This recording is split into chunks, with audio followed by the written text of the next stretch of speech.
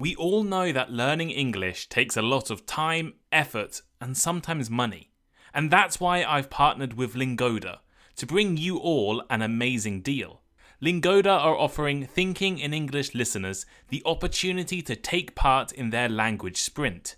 And when I heard about Lingoda's language sprints, I immediately thought it was the best deal for English learners that I've ever heard about. Lingoda's language sprints are 2-month learning challenges where you take lessons intensively and immerse yourself in English. And if you complete the challenge, you will get some or all of your money back. In the sprint challenge, you will take 15 classes a month. And if you take their super sprint challenge, you can have 30 classes a month. If you complete the sprint, you'll get 50% of your money back. And if you complete the super sprint, you will get 100% of your money back. That's right, if you complete the super sprint, you will get 60 English classes with professional English teachers for free. Lingoda has thousands of English teachers, classes running every day, at every hour, and at every level. So it's the perfect opportunity to study English every day, immerse yourself in the language, and intensively learn. Click the link in the podcast description for more information and use my code EnglishPod20 for €20 or $25 off your sprint registration. That's EnglishPod20. Hello, I'm Tom Wilkinson and welcome to the Thinking in English podcast, a podcast for intermediate to advanced level English learners. How long does it take to learn English?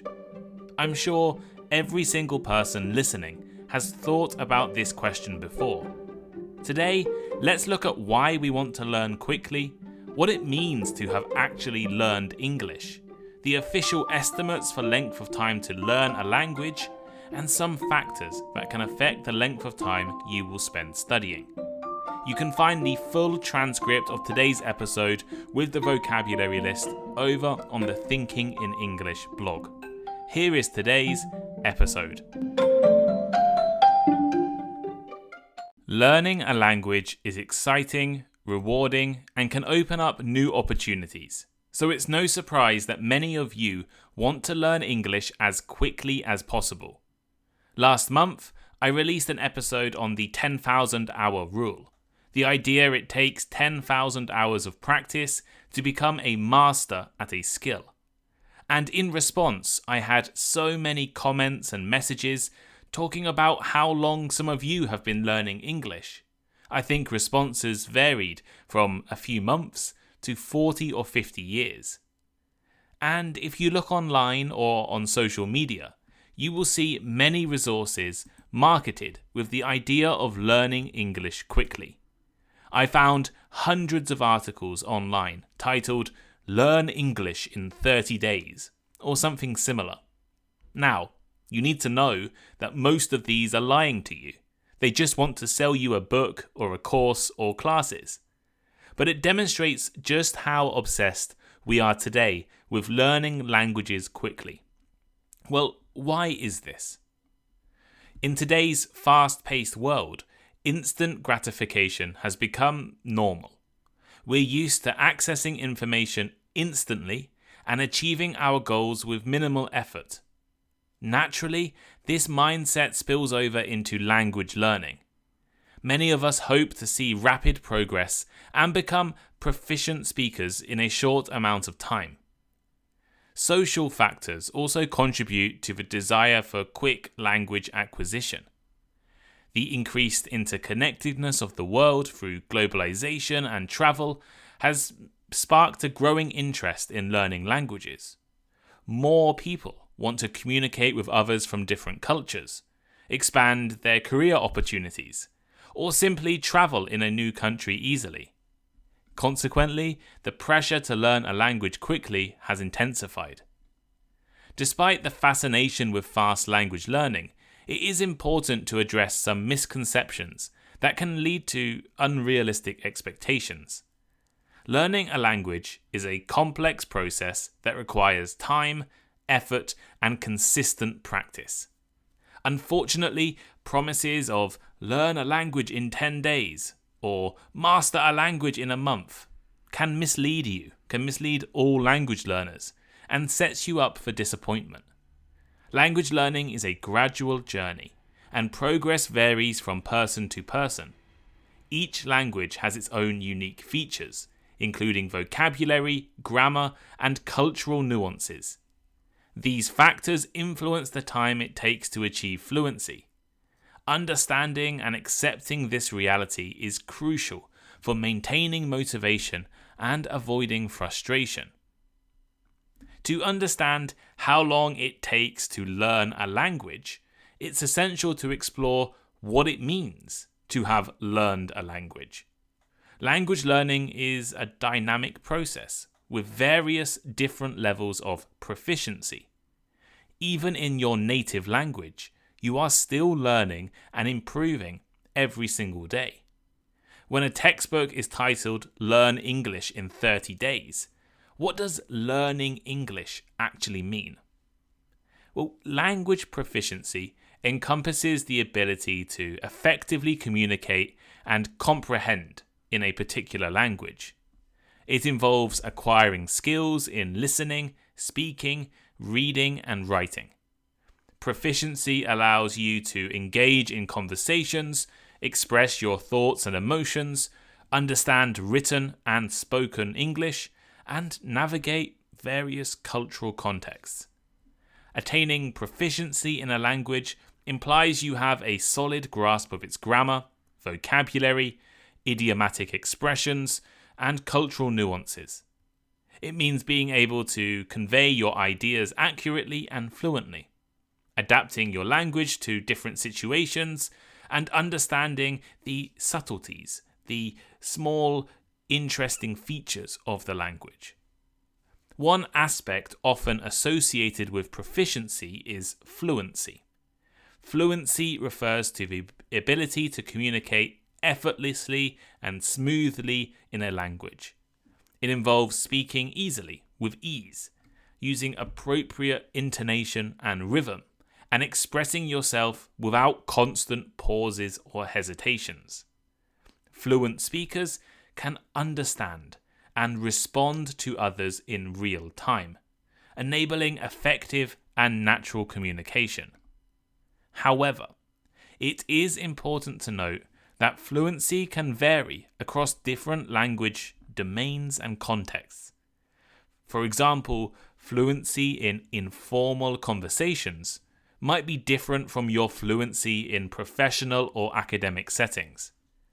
Language learners like you listening should aim for a balance between accuracy and fluency, and adapt your language use to the specific communication goal or context that you're in. For some people, becoming proficient in English may be the ability to participate in daily conversations. For others of you, it could be reading your favorite author in English. Or for some people, it might mean being able to write an advanced research paper in a top academic journal. There is no one definition of proficiency. It depends on you and your goals.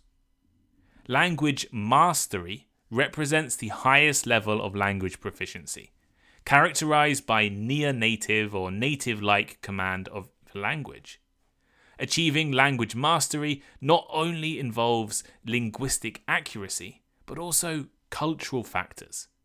Mastering a language means being able to understand as many cultural references, idiomatic expressions, and subtleties of social interactions within that language community. While language mastery is a great goal, it's important to recognize that few language learners will ever achieve complete native-like proficiency. Native-like fluency and cultural integration often require immersion and long-term exposure to that language. Nonetheless, reaching a high level of language proficiency is a significant accomplishment in itself. And this is an important point. When we think of learning a language, I think it's common to hope to be a master, right? To hope to be able to use English as well as you can use your own native language. But the reality is that there are multiple different levels of proficiency, and most people will never become masters or even need to be a master at the English language. So, I've talked about what it means to learn English and why we're interested in learning fast, but here is the part of the podcast that you've all been waiting for. How long does it take to learn English? Well, I'm not going to lie to you and say my own opinion here because my own opinion doesn't matter. I'm going to give you two frameworks, one from the USA and one from the European Council of Europe, which give you a guide on how long you should be studying to become a proficient English speaker. There are various frameworks and guidelines that can provide estimates based on language difficulty and study time. Two of the most well-known and cited frameworks are the US Foreign Service Institute Guide, or the FSI Guide, and the Common European Framework for Reference of Languages, CEFR. While these frameworks offer valuable insights, it's important to consider them as rough guidelines rather than strict rules. So let's start with the US Foreign Service Institute Guide, or the FSI Guide. The FSI Guide is a resource that provides estimates on the difficulty and time required to learn different languages. It was developed by the US Department of State Foreign Service Institute, and the guide is a reference for language training programs for diplomats and other government officials. So the FSI Guide categorizes languages into various groups based on their similarity to English. And this is important. The length of time it will take you to learn English is partly dependent on how similar your native language is to English. So this FSI Guide is aimed for English speakers learning foreign languages. But we can kind of reverse it and make it make sense for you guys wanting to learn English as well. These groups in the FSI are known as language families, and they range from category 1 to category 4. So here's an overview of each category. Category 1 languages are closely related to English, including Spanish, Dutch, Norwegian, French, Italian, and Portuguese. These languages share significant similarities with English in terms of vocabulary, grammar, and sentence structure. And these are the languages that take the shortest amount of time for an English speaker to learn. Category 2 languages have significant linguistic or cultural differences from English, such as German or Malay. While they may have some similarities, they also present notable challenges for English speakers. Category 3 languages have significant linguistic and cultural differences and include languages like Russian, Hindi, and Finnish. These languages typically have different writing systems, grammar structures, and very different cultural contexts. And finally, Category 4 languages are considered exceptionally difficult for native English speakers. This category includes languages like Mandarin Chinese, Cantonese, Japanese, Korean, and Arabic. These languages often have complex writing systems, tonal features, and vastly different cultural contexts compared to English. So the FSI Guide also estimates the number of classroom hours required for a native English speaker to achieve proficiency in each category. These estimates are based on intensive language training programs provided by the FSI. So a friend of mine who worked in the UK Foreign Office, which is the UK equivalent of the FSI, recently spent a year studying languages full-time. Studying was his entire job. And that's what you should remember when you hear this estimates, right? This is for people who are learning their language as their full-time job, basically. So while individual progress can vary, the guide serves as a general reference for language learning time if you were to fully commit to studying. For Category 1 languages, the FSI estimates approximately 700 to 750 hours are needed to achieve proficiency. Category 2 languages require about 900 hours. Category 3 languages may take 1,100 hours. and Category 4 languages could take up to 2,200 hours, which means that they are nearly 4 times more difficult to learn than a Category 1 language.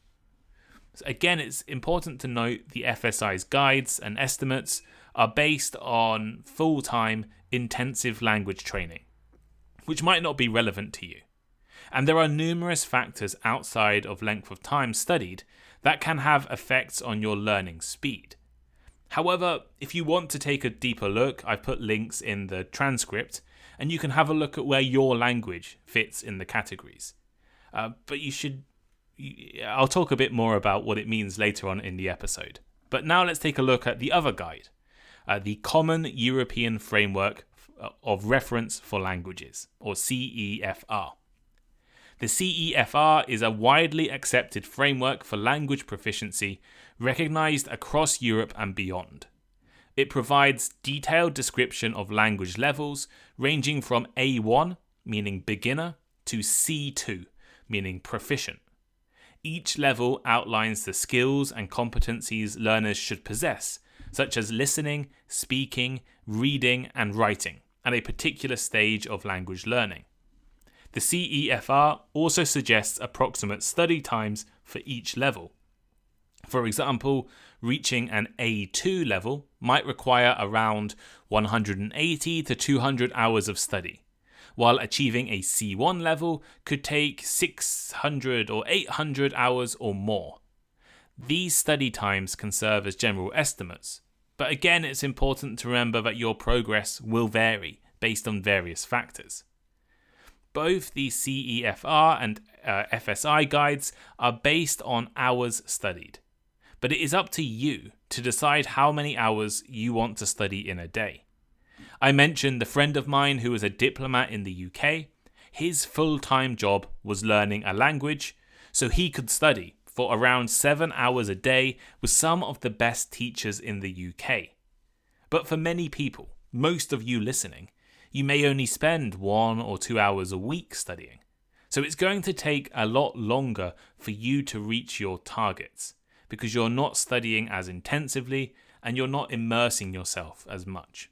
And it's why intensive study programs like the one from Lingoda, today's episode sponsor, are an amazing opportunity for all of you listening, because these programs can help you make progress quickly and really immerse yourself into English by taking classes every day rather than once a week. The 2 guides I mentioned are just estimates based on intensive studying. The truth is that it takes time to learn a language, and that time can vary significantly from person to person. I'll now take a look at several key factors that influence the length of time required to learn a language. Understanding these factors can help you navigate your language learning journey more effectively and set realistic expectations for your progress. Your native language. Your native language directly influences your ability to learn English. If you are a speaker of a Latin language, like French or Spanish, it should take you less time to learn English than if your native language is Chinese or Korean. This is because the grammar, vocabulary, writing system and alphabet, and cultural contexts are much closer. You have less to learn, and you can understand more from your instinct. This doesn't mean that it will be easy or difficult for you to learn, right? Everyone is different after all. But you should keep it in mind when you start learning a new language, right? The further away English is from your native language, the more time and the more effort you will need to put in to become proficient. Mindset and attitude. A positive mindset and a belief in your ability to learn a language can have a profound impact on your learning process. Embracing challenges, maintaining perseverance, and having a growth mindset can make you more motivated and speed up your language acquisition. I've mentioned this in previous episodes, but research has shown that having a fixed mindset can make it difficult for you to progress and deal with challenges. But approaching English studying with an open mind and a willingness to change your approaches and change your styles can really help. Personal interest and motivation. Having a genuine personal interest in the language, so in English, and in the culture, maybe US culture or British culture, can be a powerful driving force for language learning. When you are genuinely engaged and motivated, you tend to invest more time and effort, leading to faster progress. If you have a real reason, a real motivating reason to learn English, it can make it so much easier to study. You need that personal interest to keep pushing you. One study from Michigan State University showed that students in language classes performed best when they had a reason to take the class, like studying abroad or getting a job, compared to students taking the classes just for credit. Age, intelligence, and learning aptitude. While language learning is possible at any age, younger learners often have an advantage due to your brain's greater plasticity and adaptability. Basically, your brain can make new connections easy. However, adults can still achieve high levels of proficiency with consistent effort. So don't put it off, right? And intelligence and learning aptitude can also play a role, but they are not the sole determinants of language learning success. Right? Anyone can learn a language, but some factors, age and intelligence and your ability to learn, can speed up the process and can slow it down. But it doesn't mean stop if you're over the age of 30, right? It doesn't mean stop. It means just keep studying, right? It might take you longer than it would take a 12-year-old, but that's because a 12-year-old's brain is much more flexible. Learning approach and style. The learning approach and style that you adopt can significantly impact your language learning time. Some people thrive in immersive language learning, while others prefer structured classroom study or self-study. Experimenting with different approaches and finding a learning style that suits your preferences and your needs can optimize your language learning efficiency. Learning resources and opportunities. Access to quality learning resources such as textbooks, online courses, language exchange programs, and native speakers can accelerate language learning. Using lots of different resources and seeking out opportunities for language practice can enhance proficiency in a shorter time frame. And this is what I try to offer with Thinking in English. Right? We have our Patreon, our conversation clubs, which happen every week, to give you guys opportunity to practice. But sometimes if you're not able to afford, to go to the best language school with the best language teachers, it might be harder for you to learn than someone who can afford. So it's unfair, but it's the nature of the world, right? The people with the best opportunities will be the ones who can study quicker, I guess. Consistency and practice. Consistent and regular practice is the key to language learning success, right? Studying every day, even in short time periods, is more effective than studying for 5 hours 4 times a month, right? Create that study routine and incorporate language learning into your daily life.